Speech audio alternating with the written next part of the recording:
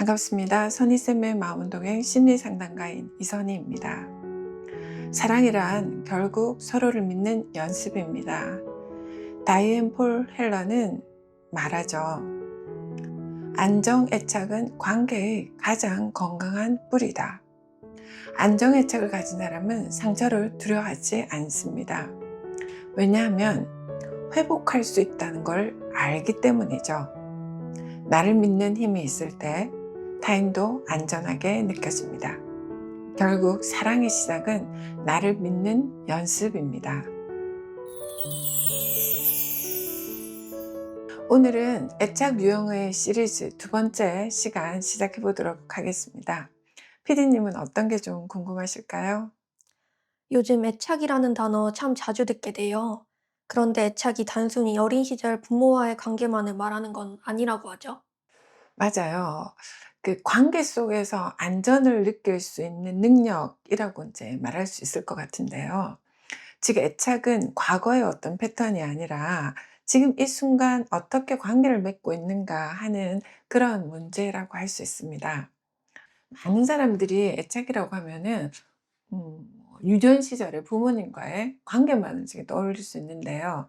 실제로 현대 애착이론은 이렇게 말을 합니다.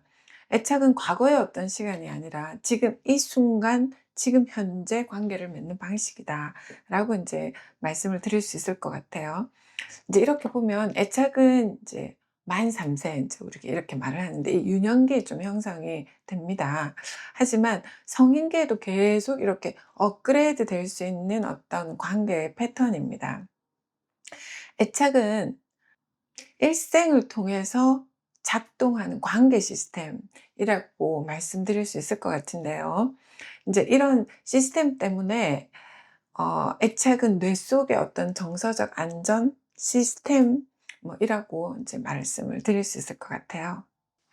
어린 시절 부모님과의 어떤 경험이 이렇게 기초로 만들어집니다, 애착은.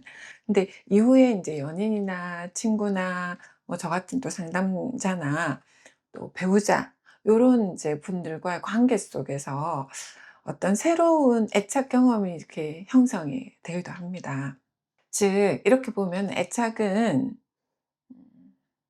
갱신, 갱신 가능한 정서적 학습이다라고 인제 말씀을 드리면 이해가 되실까요? 네, 그러면 안정애착이란 구체적으로 어떤 상태를 말하나요? 그렇죠. 안정애착은 타인에게만 이렇게 의존하는 건 아닙니다. 보통 인제 대부분의 분들이 어떤 다른 분이나 특히 인제 부모님과의 애착 그리고 뭐 정서적으로는 남자친구나 친구나 이렇게 애착에 좀 속된 말로 얘기하면 쪼끔 구걸하듯이 "나한테 해 줘야 된다."라고 인제 이렇게 좀 말씀하시는 분들도 있어요. 아 그런데 인제 이런 분들 안에는 나도 어느 정도 있어야지 다른 사람을 이렇게 받아들일 수가 있잖아요. 그래서 내 안에 있는 안전 기지를 세우는 과정이라고 지금 좀 말씀을 드렸으면 좋겠어요. 그 뭐 예를 들면 인제 다이앤 폴 헬러라는 분은 이렇게 정의를 했어요. "애착은 과거의 얘기가 아니다. 지금 내가 사랑을 배우고 관계를 맺는 방식의 얘기다."라고 인제 이렇게 말을 했습니다. 한마디로 얘기하면 나도 괜찮고 너도 괜찮다는 믿음이에요. 이런 걸 보고 "I'm okay, you okay라고 인제 얘기를 하는데 인제 안정 애착을 가진 사람은 갈등이 생겨도 '관계가 완전히 끊어지지 않을 거야.'라는 어떤 신뢰가 있어요. 그 신뢰가 바로 한 관계의 가장 건강한 뿌리다라고 말씀드릴 수 있을 것 같아요. 그 뿌리라는 표현이 굉장히 와닿는데요. 마치 나무처럼 관계도 뿌리가 튼튼해야 흔들리지 않겠어요. 정확합니다. 아주 정확하게 말씀하셨어요. 어떤 심리학자는 안정애착을 회복력을 가진 사랑이라고 표현을 합니다. 상처를 피하려는 게 아니라 상처를 받아도 다시 회복할 수 있는 어떤 믿음력. 이게 바로 관계의 탄력성이다라고 이제 말할 수 있을 것 같아요. 예를 들면 애착은 우리가 관계에서 안전함을 배우는 어떤 능력들이라고 할 수 있는데요. 어린 시절에만 형성되는 게 아니라 이게 평생을 통해서 이제 성장한다라고 이제 제가 좀 전에도 말씀을 드렸는데 성인기에도 이런 안전한 연결 경험이 애착을 재구성할 수 있는 어떤 기회가 됩니다. 예를 들어서 과거에 되게 불안정한 애착을 가졌던 사람이 지금은 아주 따뜻하고 안정적인 어떤 파트너를 만난다. 너무 행운이겠지만 내가 또 그렇게 될 수도 있잖아요. 이러면은 상담자를 만나는 또 경험이나 이런 것들을 통해서 뇌가 새로운 셋업을 합니다. 그러니까 안전함을 학습할 수가 있습니다. 이제 이런 걸 보고 우리가 획득된 안정 애착이라고 이제 부르는데요. 즉 이런 이제 사랑이 '여전히 나는 사랑받을 수 있구나.'라는 어떤 경험들, 이 과거의 불안들을 새롭게 이렇게 덮어 씌워 주고 상처에다가 마데카솔 발라 준다라고 인제 얘기를 하면 이해가 되시겠죠? 이제 이렇게 애착은 현재의 자기 관계에서도 인제 변화가 된다. 근데 단지 타인과의 관계뿐만 아니라 '내가 나 자신에게 얼마나 따뜻한 신뢰롭게 대하느냐.'라는 핵심 요소가 있습니다. 자기 돌봄, 자기 공감, 그리고 자기 신뢰가 곧 내면의 안전 기지를 만들어 줍니다. 오늘 어떤 한 여자 내담자분을 상담을 했는데 그 내가 나한테 어떻게 감정적인 것들을 피드백해 주는가 하는 거를 했어요. 예를 들면 "나는 가족들과 뭐 이런 뭐 요즘 크리스마스 시즌이니까 크리스마스 트리를 만들면서 너무 행복하고 난 이런 게 참 좋은 사람이야. 아 네가 그런 사람이었구나." 하는 이런 피드백하는 과제를 좀 냈는데 너무 어색하다고 얘기하셨어요. 근데 그분은 다른 사람한테는 공감을 굉장히 잘하시는 분이었거든요. 근데 자기 돌봄이 없었던 분이었죠. 이렇게 자기 돌봄, 자기 공감, 자기 신뢰, 아주 중요한 안전기지를 만들어주는 요소가 됩니다. 그렇다면 안정 애착을 형성한 사람은 갈등이나 불안이 전혀 없는 건가요? 전혀 그렇지 않아요. 안정애착을 가진 사람도 당연히 불안해지고 또 속상하고 갈등도 당연히 겪습니다. 다만 그 감정에 압도되거나 그걸로 멈춰버리거나 후퇴하지는 않는다는 거죠. 그러니까 관계가 무너질 것처럼 두려워하지 않는다는 게 이제 차이가 있습니다. 스스로 감정을 이렇게 다룰 수 있다는 기본적인 어떤 믿음이나 상대와에게 관계에서 쉽게 이렇게 깨지지 않겠다라는 어떤 신뢰감들이 이렇게 작동을 하기 시작합니다, 이런 분들은. 그래서 갈등이 생기면 피하지 않고 대화도 시도하고 불안이 와도 '아 내가 지금 이런 감정을 좀 느끼고 있구나.' 하는 이런 인식이 될 수도 있는 거죠. 결국에는 중요한 거는 갈등이 없는 사람이 아니다. 그래서 '갈등이 생겨도 회복하는 힘이 큰 사람이다.'라는 겁니다. 결국 안정 애착의 핵심은 자기 안의 신뢰 같네요. 그렇죠. 사실 우리가 안정애착은 나를 믿는 내 안의 힘에서 인제 시작이 됩니다. 이 말은 내가 느끼는 어떤 감정이나 내가 겪는 어떤 상황들을 내가 잘 다룰 수 있다는 어떤 믿음 인데요. 그래서 불안이 와도 또 감정도 '이 감정도 지나갈 거야.'라는 어떤 버틸 수 있고 갈등이 생겨도 '대화하면 해결할 수 있어.'라는 어떤 안정감, 내적 안정감이 이제 작동을 합니다. 안정이청이라고 해서 그 완벽하거나 흔들리지 않은 거는 절대 아닙니다. 다만 흔들렸을 때 다시로 이렇게 중심을 잡고 '회복력이 좀 더 크다.'라는 게 포인트죠. 그리고 이 힘은 타인에 대한 어떤 신뢰와 함께 '나 자신도 믿을 수 있다.'라는 어떤 감각, 감정이 자라날 때 만들어집니다. 그래서 안정애착의 진짜 핵심은 결국 내 안의 신뢰를 만들어가는 것이라고 할 수 있죠. 그래서 보통 인제 이런 안정애착이 좀 불안정했었던 분들은 또 다른 사람을 또 많이 그 의식하기도 하고 자기 자신에 대한 신뢰가 쪼끔은 약하게 되시는 분들이 많죠. 그리고 상담했었던 분들 중에는 시작할 때부터 계속해서 끊임없이 '나 자신의 중심을 세우고 싶다.'라는 분들 많으셨거든요. 그런 분들이 인제 요런 게 좀 포함이 되지 않을까 하는 생각이 듭니다.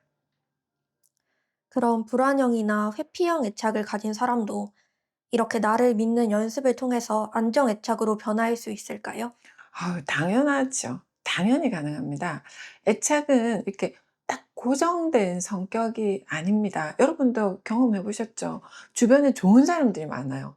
그럼 마음이 얼마나 편해요. 그죠? 그런 것처럼 그 경험을 통해서 변하는 어떤 패턴을 말합니다. 누군가의 따뜻한 관계 경험이나 또는 자기 돌봄을 하는 어떤 경험들이 이렇게 반복이 되면 조금씩 뇌와 마음이 이렇게 연결이 되고 이렇게 바꿔지는 방식들을 경험을 하실 수가 있습니다. 특히 나를 믿는 연습, 즉 이거는 스스로의 감정과 필요를 인정하는 연습. 이런 거는 큰 변화, 작은 변화가 큰 변화를 만듭니다. 처음에는 어색하고 낯설게 느껴질 수 있습니다. 작은 이렇게 경험들이 쌓이면은 '아, 내가 나를 지킬 수 있구나.'라는 어떤 감각이 생기기 시작합니다. 이 감각이 바로 안정 애착의 핵심 입니다. 그래서 불안이거나 또 회피적이었던 그런 분들도 자기 신뢰를 키우는 과정을 통해서 점점 안정적으로 변할 수가 있는 거죠. 시간은 걸리지만 충분히 가능한 변화입니다. 그래서 우리는 언제든 새롭게 안전함을 배워나가실 수가 있습니다. 그 말이 참 희망적으로 들리는데요. 많은 사람들이 나는 이미 불안형이라 어쩔 수 없어 라고 말하거든요. 음, 그럴 때 이제 이렇게 좀 말해 드리고 싶어요.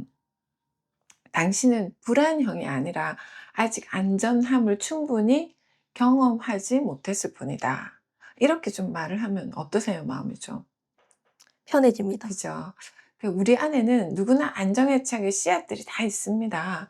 그래서 그걸 자라게 하는 거는 완벽한 어떤 사랑이 아니라 끊임없는 어떤 회복의 경험입니다. 제가 상담을 할 때 항상 이런 얘기를 해 드리거든요. 상담하고 나서 가서 이걸 꼭 똑같이 한 일상생활에서 한번 경험해 보셔라.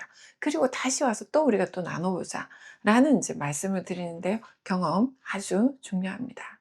마지막으로 안정 애착을 키워가고 싶은 사람들에게 한마디 조언을 해주신다면요? 이럴 때 제가 늘 드리는 말이 한결같은 말이 있습니다. 너무 크게 바꾸지 마라. 너무 크게 바꾸려고 하지 말고 아주 작은 안전, 그거부터 좀 만들어 보세요라고 말씀을 드립니다.